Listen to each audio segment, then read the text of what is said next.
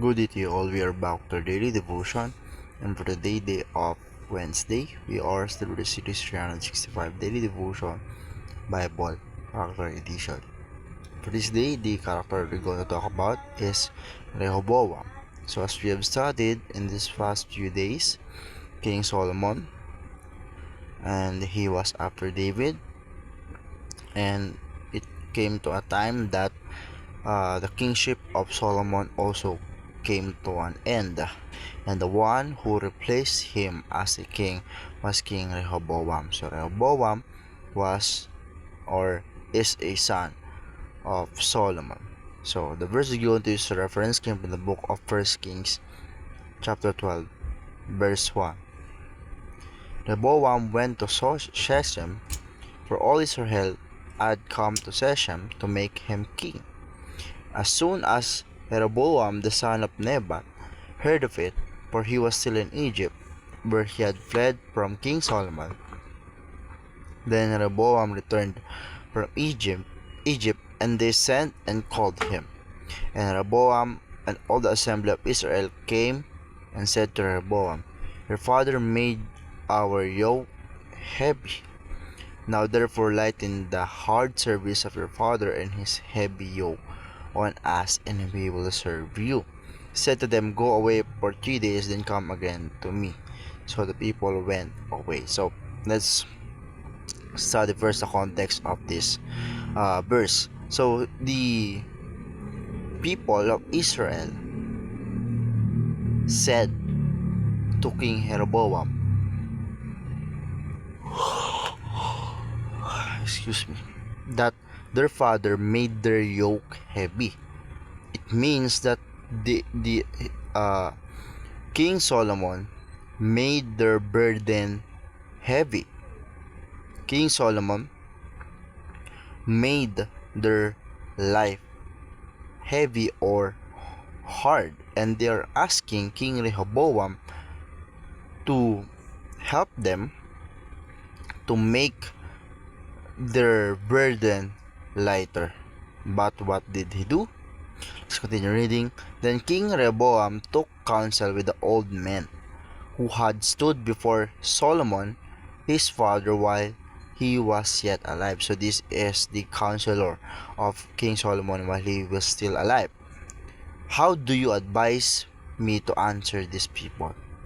And they said to him, If you will be a servant to his people today and serve them and speak good words to them, when you answer them, they will be your servants forever. So this is the quote that the counselors of King Solomon and eventually became a counselor of King Rehoboam said to Rehoboam in response for the question that he had asked about the people of Jerusalem, the people of Israel.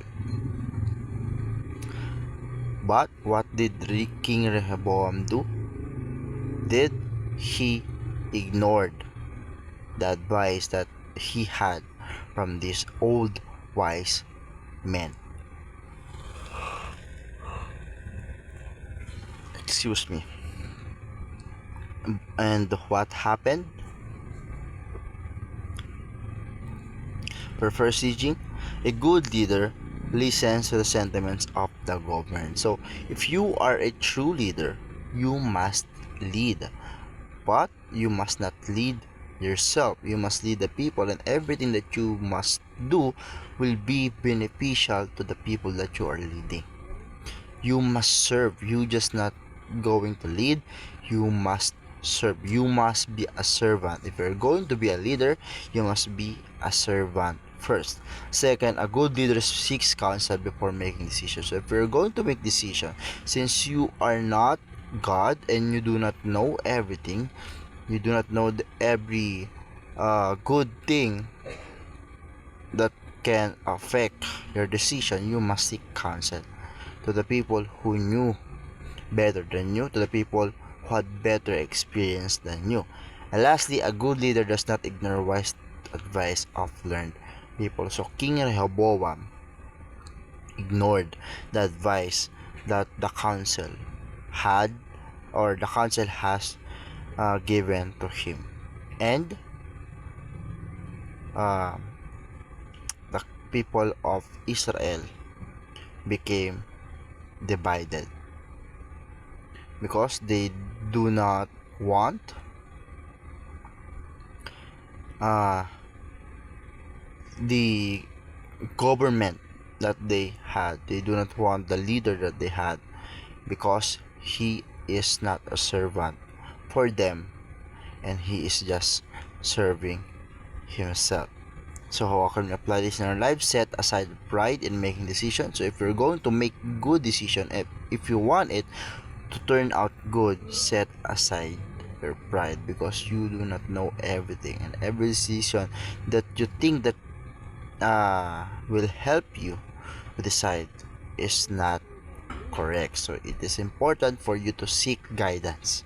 Second, seek counsel from the wise, not just the agreeable. So if you're going to seek counsel, you should not seek people who will just agree on you, even if you are doing the wrong thing. It is important for you to seek counsel that will be willing to be contrary to the decision that you had, to the decision that you want to do, because those people are willing to go against you to help you to decide better. So lastly, serve as a servant, leader following Jesus model. So if you really want to be a servant, if you really want to serve, to lead, let's follow the standard of Christ, because Jesus Christ, he himself is a true representative, true standard of being a leader.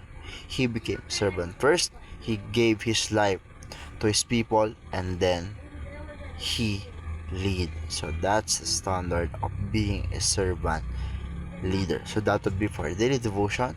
Sleep like Christ.